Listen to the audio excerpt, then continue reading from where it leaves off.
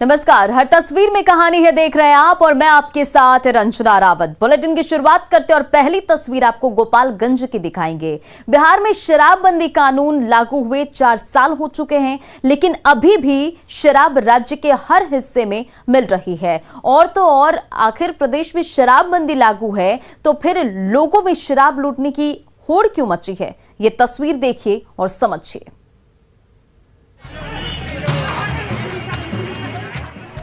ये वीडियो गोपालगंज का है, जहां लोग गाड़ी से शराब की लूट कर रहे हैं और ये सब कुछ दिन के उजाले में हो रहा है, वो भी बीच सड़क पर। जी हां, ये तस्वीर बिहार की है, जहां शराब पर रोक है, लेकिन लोग शराब को इस तरह से लूट रहे हैं जैसे शराब उनके लिए खजाना हो।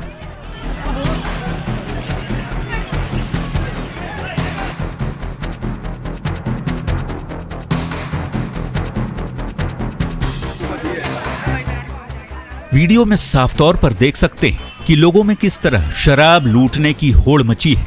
इस तस्वीर में दिख रहे लोग बोलेरो का शीशा तोड़कर शराब निकाल रहे हैं। इनका सिर्फ एक ही मकसद है कि कैसे ज्यादा से ज्यादा शराब को निकालकर अपने पास रख लिया जाए। इनके लिए कानून कुछ भी नहीं है।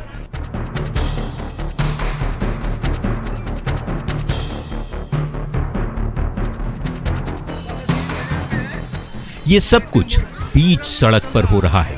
तस्वीर उचका गांव की बताई जा रही है, जहां बोलेरो ने एक साइकिल सवार को ठोकर मार दी। इसके बाद बाजार में मौजूद लोगों ने बोलेरो को घेर लिया और जब उसमें शराब होने का पता चला तो लोग गाड़ी पर इस तरह टूट पड़े मानो उन्हें कोई खजाना मिल गया हो। इस तरह की लूट से तो यही मालूम होता है कि लोगों पर पुलिस और कानून का खौफ जरा भी नहीं है। गोपालगंज से न्यूज़ 18 के लिए गोविंद कुमार की रिपोर्ट।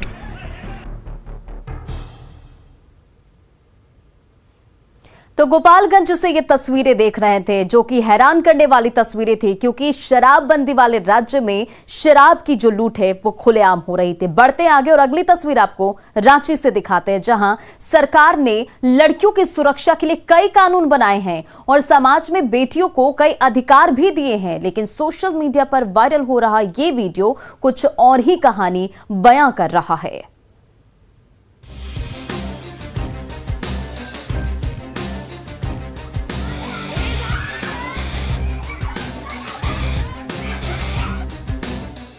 इस वीडियो को ध्यान से देखिए।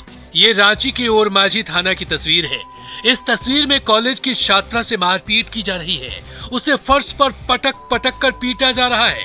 पीटने वाला कोई अज्ञात नहीं बल्कि कॉलेज के डायरेक्टर और उनकी पत्नी है, जिस कॉलेज में छात्रा पढ़ती है।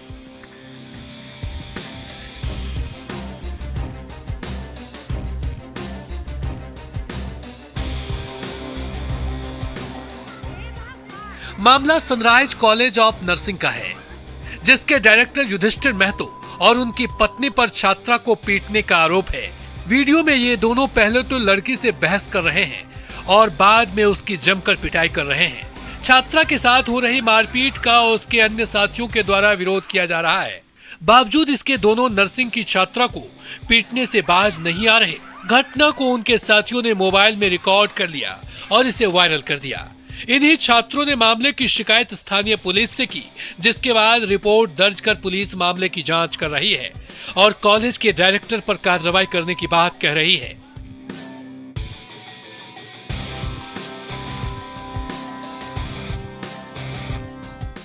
एक तरफ सरकार लड़कियों की सुरक्षा और तरक्की के लिए जोर शोर से जुटी हुई है। कई कानून लाए गए हैं। इसे लेकर समाज में लगातार जागरूकता फैलाई जा रही है, क्योंकि जब लड़की पढ़ेगी तभी समाज भी सभ्य होगा। लेकिन रांची से आई ये तस्वीर कुछ लोगों की घटिया मानसिकता को ही दर्शा रही है। रांची से न्यूज़ 18 के लिए ओम प्रकाश की रिपोर्ट। तो छात्रा के इस तरह बेरहमी से पिटाई का वीडियो देखने के बाद ये सवाल जरूर मन में आता होगा कि क्या बेटियों की ये ऐसी सुरक्षा होती है? क्या गलती करने पर ऐसी सजा दी जाना कहां तक सही है? बढ़ते आगे और अगली तस्वीर आपको दिखाते हैं गया की, जहां बेखौफ अपराधी खाकी को चुनौती दे रहे हैं और रंगदारी के लिए कपड़ा फैक्ट्री में दनादन फायरिंग कर रहे हैं।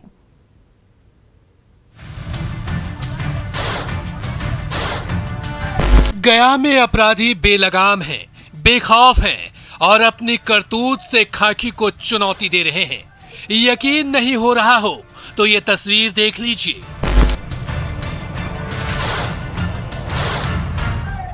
तस्वीर बुनियादगंज थाना क्षेत्र की भुआलपुर स्थित कपड़ा फैक्ट्री की है, जहां बेखौफ बदमाशों ने कपड़ा फैक्ट्री में घुसकर आतंक फैलाया।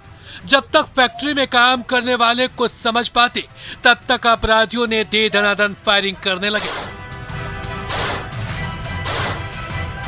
कर्मचारियों को धमकाने लगे और कर्मचारियों को काम बंद करने की धमकी दे दी।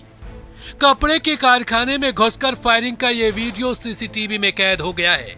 बुनियादगंज में अपराधी किस तरह से बेखौफ हो गए हैं, उसका ये सबूत है। भुआलपुर स्थित कपड़े के कारखाने में हथियार लेकर पहले बड़े आराम से अपराधी घुसते हैं। उस वक्त फैक्ट्री में कर्मचारी अपना काम कर रहे होते हैं और तभी 3 की संख्या में हथियार से आए अपराधी दहशत फैलाने के लिए फायरिंग कर देते हैं। फायरिंग के बाद ये अपराधी कर्मचारियों को डराता है, फैक्ट्री में काम करने वाले एक मजदूर को पीटता है और बेखौफ अपराधी इस बात से बेखबर है कि वारदात की ये सारी तस्वीर सीसीटीवी में कैद हो रही है। इस घटना के बाद कारखाने में दहशत और अफरा तफरी का माहौल कायम हो गया। मामले को लेकर बुनियादगंज थाने में लिखित शिकायत दर्ज की गई है।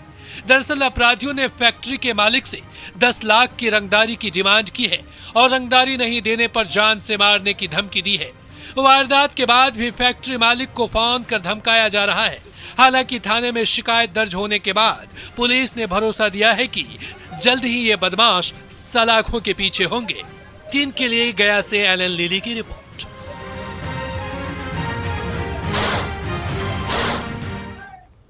तो गया से ये खौफनाक तस्वीर आप देख रहे थे, जहां पुलिस को खुली चुनौती अपराधियों ने दी। इंतजार होगा कि पुलिस अब कब आरोपियों पर कार्रवाई करती है। बढ़ते आगे और अगली तस्वीर आपको दिखाते हैं आरा से।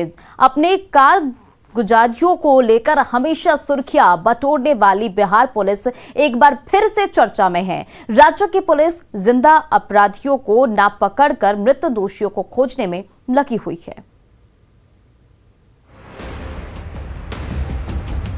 भोजपुर जिले की पुलिस अपने काम को लेकर इतनी सजग है कि जिंदा तो दूर, मर चुके लोगों को भी तलाशने का काम कर रही है और उन्हें खोजने के लिए उनके घर ही नहीं बल्कि उसके आसपास नोटिस चिपका रही है।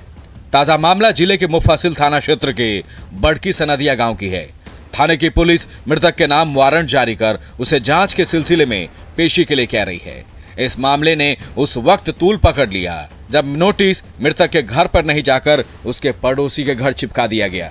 पड़ोसियों की माने तो नोटिस में शामिल व्यक्ति 2 साल पहले ही आत्महत्या कर चुका है और उसकी रिपोर्ट भी उसी थाने में दर्ज है, जिस थाने से उसके नाम का वारंट निकला है। मृतक के पड़ोसी ने इस मामले में पुलिस को पूर्वाग्रह से ग्रसित बताते हुए एसपी से इसमें दखल देने की मांग की है।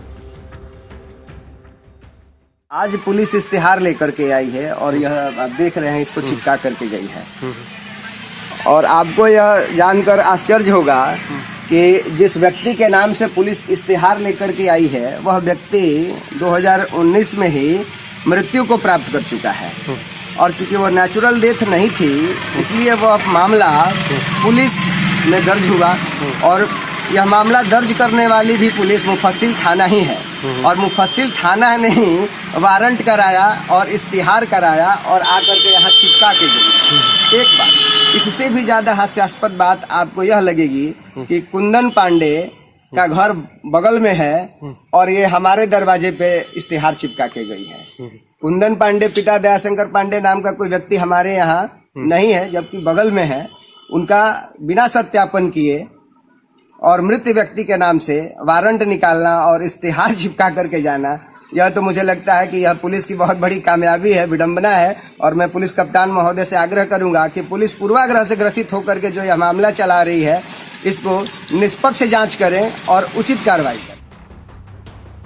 इस तरह की घटनाओं से तो एक बात साफ हो जाती है कि पुलिस आम लोगों के लिए सहयोगी की भूमिका में नजर न आकर उन्हें बेवजह परेशान कर रही है और जिंदा अपराधियों को पकड़ने की बजाय मृत लोगों की तलाश कर अपने समय को बेकार कर रही है। यदि पुलिस की कार्यशैली में बदलाव नहीं हुआ तो लोगों का न्याय और कानून व्यवस्था से भरोसा उठ जाएगा और लोग पुलिस को सहयोगी के नजरिए से ना देखकर संदेह की दृष्टि से देखने लगेंगे। पुलिस को यदि लोगों का भरोसा जीतना है तो उसे आम लोगों को परेशान ना करते हुए उनका सहयोग करना होगा, जिससे आम लोगों में कानून व्यवस्था के साथ साथ पुलिस के प्रति विश्वास पैदा हो सके। आरा से न्यूज़ 18 के लिए हिमांशु प्रवीण की रिपोर्ट। तो देखा आपने भोजपुर पुलिस का कारनामा, जहां 2 साल पहले आरोपी की मौत हो चुकी है, लेकिन अब उसके नाम से वारंट जारी है और उसकी तलाश जारी है। बढ़ते आगे और अब देखते हैं अगली तस्वीर। यूं तो चोरी की वारदातों से जुड़ी खबरें आए दिन सुर्खियों में बनी रहती है, लेकिन क्या सरकारी दफ्तर में चोरी और सीना चोरी देखी है आपने? जवाब ना में होगा, लेकिन हम आपको बांका के पंचायत भवन की एक तस्वीर दिखाने जा रहे हैं, जहां चोर खुलेआम पुलिस और प्रशासन को पकड़ने की चुनौती दे रहा है।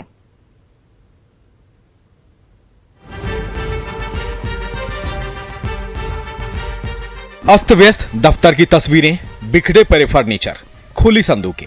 ये नजारा है बांका जिले के बाराहाट प्रखंड कार्यालय से सटे पंचायत भवन का, जहां चोर पुलिस पर भारी पड़ रहे हैं। यह हम इसलिए कह रहे हैं क्योंकि यहां बदमाश चोरी ही नहीं, सीनाजोरी भी कर रहे हैं। तभी तो दीवार पर यह लिख दिया गया है और दे डाली है पुलिस को सीधी चुनौती।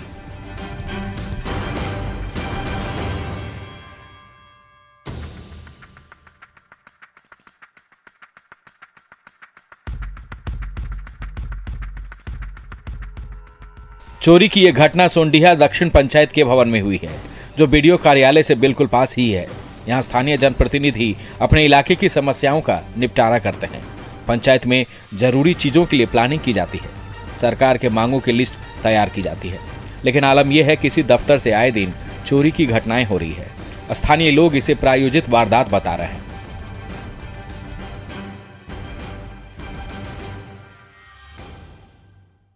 ये महीनों दिन से चोरी हो रही है और ये प्रायोजित चोरी है, क्योंकि अभी हाल में ही पंचायत का चुनाव हुआ है 2021 का, और यहाँ पे बहुत सा जनप्रतिनिधि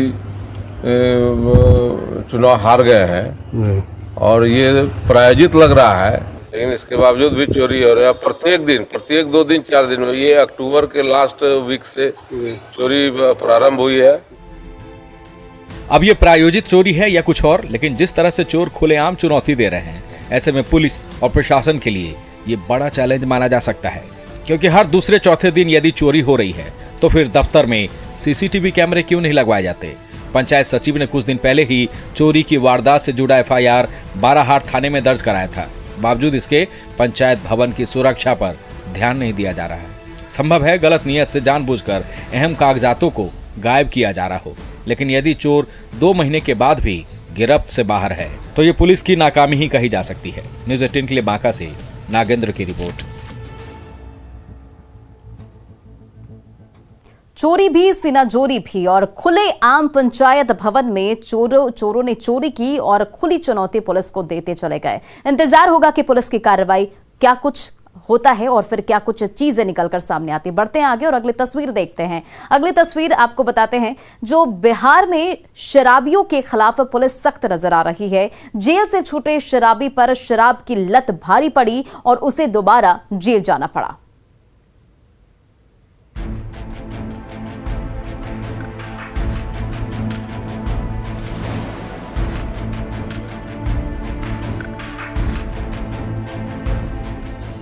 बिहार में शराबबंदी कानून को सख्ती से लागू करने में जुटी पुलिस शराबियों पर भारी पड़ती नजर आ रही है।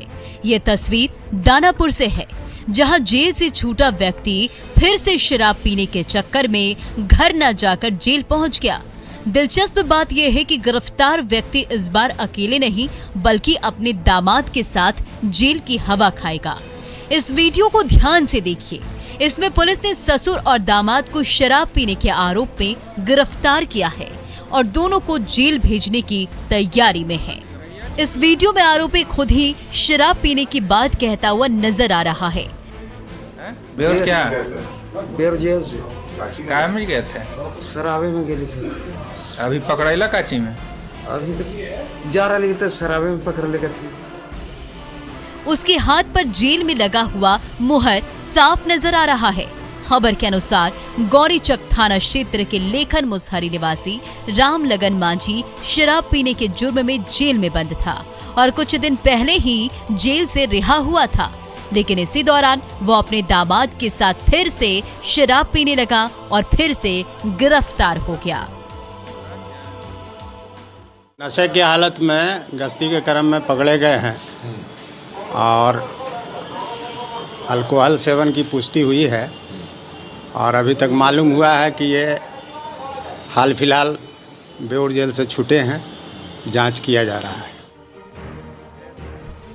पुलिस की इस कार्रवाई से ये बात तो साफ हो जाती है कि पुलिस अब शराबियों के खिलाफ सख्त हो चुकी है और बिहार सरकार की शराबबंदी कानून को कड़ाई से लागू करती हुई नजर आ रही है। दानापुर से अमरजीत शर्मा की रिपोर्ट। और बिहार में शराबियों की खैर नहीं है, ये समझ लेना चाहिए, क्योंकि पुलिस जो है वो सख्ती से शराबबंदी कानून को लागू करने में जुटी हुई है। बढ़ते हैं आगे और अगली तस्वीर आपको तमिलनाडु से दिखाते हैं। तमिलनाडु का त्रिची हाथियों के लिए किसी जन्नत से कम नहीं है। एलिफेंट रिहेब सेंटर में रेस्क्यू कर लाए गए हाथियों को रखा जाता है। हाथियों के लिए यह जगह जन्नत से कम नहीं। मौज मस्ती के लिए कई एकड़ में फैला बाग, स्नान करने के लिए कृत्रिम झरना, सेवा के लिए सेवादारों की लंबी फौज। ऐसा लगता है जैसे इन हाथियों को नई दुनिया मिल गई हो। हाथियों के जन्नत की ये तस्वीरें तमिलनाडु के तिरुचि के एलिफेंट रिहैब सेंटर की है। आपको बता दें, यहाँ तमिलनाडु के अलग अलग हिस्सों से वैसे हाथियों को रेस्क्यू कर लाया जाता है जो या तो मुश्किल में फंसे हो या फिर जो बीमार हो। बीमार और कमजोर हाथियों को यहाँ लाकर उनका इलाज किया जाता है और उन्हें फिर जंगल में वापस जाने के लिए भी यहाँ तैयार किया जाता है। इस रिहैब सेंटर को हाथियों के संरक्षण के लिए अंतर्राष्ट्रीय मानकों पर अपग्रेड किया गया है। हाथियों को यहाँ लाए जाने के पीछे का मकसद उन्हें जंगल के समान ही प्राकृतिक इकोसिस्टम की सुविधा देना है, ताकि वो जल्द से जल्द ठीक होकर अपने प्राकृतिक निवास में लौट सकें। खास बात यह है कि यहाँ हाथियों के लिए खाना पकाने के लिए एक बड़ी रसोई है, साथ ही उन्हें खिलाने के लिए एक अलग क्षेत्र भी है। तो तमिलनाडु के त्रिची से आप ये तस्वीरें देख रहे थे जहां हाथियों को नई जिंदगी मिलती है। चलिए अब अगली तस्वीर आपको दिखाते हैं। सतपुड़ा का टाइगर रिजर्व सैलानियों का मन मोह रहा है। सिने स्टार रणदीप हुड्डा ने यहां जमकर मस्ती की।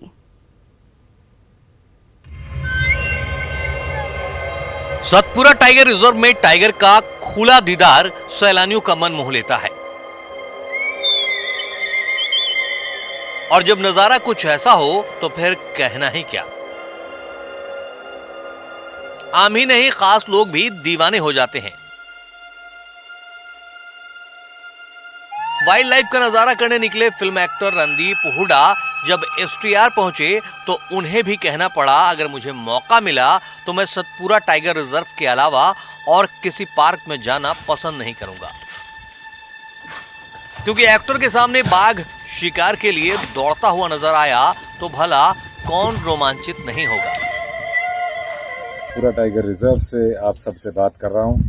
मेरे को इस रिजर्व के बारे में ज़्यादा पता नहीं था, पर जब से मैं यहाँ पे आया हूं, मैंने मेरे ख्याल से हिंदुस्तान के किसी भी पार्क में से सबसे ज़्यादा बायोडाइवर्स फ्लोरा और फौना देखी है।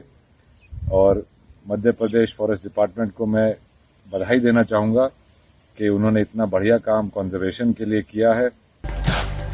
रणदीप हुड्डा सतपुड़ा टाइगर रिजर्व के बोरी अभ्यारण्य में पहुंचे थे। इस दौरान उन्हें न केवल 3-4 बाघ टाइगर दिखे, बल्कि क्रोकोडाइल, ज्वाइंट स्क्वायरल, बाइसन, भालू जैसे खतरनाक वन्य जीव भी दिखे।